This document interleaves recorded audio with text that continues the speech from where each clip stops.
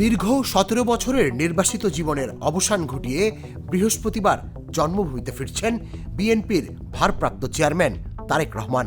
তার স্বদেশ প্রত্যাবর্তনকে ঘিরে রাজধানী ঢাকায় ব্যাপক নিরাপত্তা ও জনসমাবেশের প্রস্তুতি নেওয়া হয়েছে।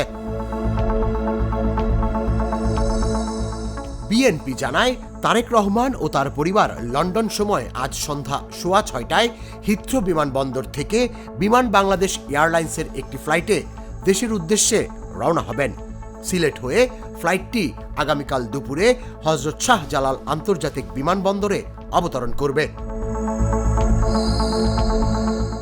বাংলাদেশেও আমাদের কোনো কর্মসূচি যেন জনদুর্ভোগের কারণ না সৃষ্টি করে, আমরা তার নির্দেশনা পালনের আন্তরিক শত চেষ্টা সত্ত্বেও সেটা হয়তো 100% প্রতিপালন করতে পারেনি। তিনি বিমানবন্দর থেকে সরাসরি তার চিকিৎসাধীন গুরুতর অসুস্থ মা, বাংলাদেশের অভিভাবক দেশনেত্রী বেগম খালেদা জিয়াকে দেখতে হাসপাতালে যাবেন। এটা কোনো জনসভা নয়, সম্বর্ধনা অনুষ্ঠানও নয়, শুধুমাত্র দেশবাসীর প্রতি তার আন্তরিক কৃতজ্ঞতা প্রকাশ ও দেশনেত্রী সহ দেশের সকলের কল্যাণ কামনায় দোয়ার অনুরোধের অনুষ্ঠান। অবতরণের পর সরাসরি সড়ক পথে পূর্বাচলের 300 ফিট এলাকায় গিয়ে তিনি জনসভায় বক্তব্য রাখবেন। কেবল তারেক রহমানই এই জনসভায় ভাষণ দেবেন। জনসভা শেষে তিনি রাজধানীর এভারকেয়ার হাসপাতালে চিকিৎসাধীন তার মা ও সাবেক প্রধানমন্ত্রী খালেদা জিয়ার সঙ্গে সাক্ষাৎ করবেন।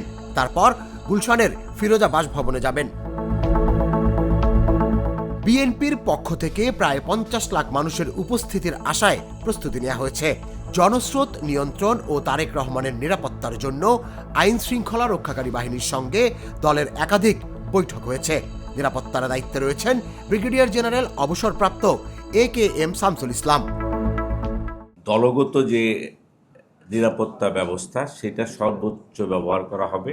এর মধ্যে ক্ষুদ্র একটা অংশ হলো চেয়ারপারসন সিকিউরিটি ফোর্স, তারপর আমাদের দলীয় নেতাকর্মী এবং সর্বোপরি বাংলাদেশে আপাময় জনসাধারণ। এটা হলো আমাদের নিরাপত্তার মূল ভিত্তি। সরকার তারা আমাদেরকে সর্বোচ্চ সহায়তা দিচ্ছেন এবং আমাদেরকে সকল ধরনের সহায়তার জন্য সরকার তার বিভিন্ন বাহিনী এবং সংস্থাগুলোকে নির্দেশনা দিয়েছেন। তাদের সাথে আমাদের গভীর এবং নিবিড় সম্পর্ক সৃষ্টি হয়েছে।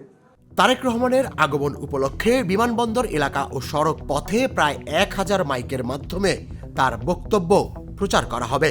সারা ঢাকা শহরে বিলবোর্ড ও তোরণও স্থাপন করা হয়েছে। হযরত শাহজালাল আন্তর্জাতিক বিমানবন্দরে আজ সন্ধ্যা 6টা থেকে আগামীকাল সন্ধ্যা 6টা পর্যন্ত কড়া নিরাপত্তা ব্যবস্থা গ্রহণ করা হয়েছে।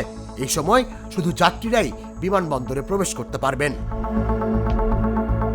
বিএনপি নেতাকর্মীদের ঢাকায় আনতে রেলওয়ে থেকে 10টি ট্রেন ভাড়া নেওয়া হয়েছে।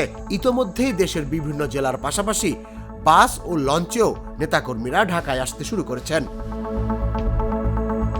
রাজনৈতিক বিশ্লেষকদের মতে তারেক রহমানের এই প্রত্যাবর্তন দেশের রাজনীতিতে গুরুত্বপূর্ণ মোড় নিয়ে আসতে পারে।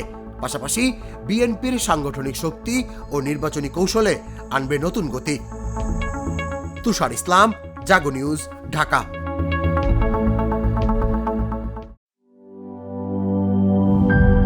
গ্লিটারের টুইন লেমন ও অ্যান্টিব্যাকটেরিয়াল ফর্মুলা বাসনকে চকচকে জীবাণুমুক্ত করে আমাদের দেয় গ্লিটার গ্যারান্টি।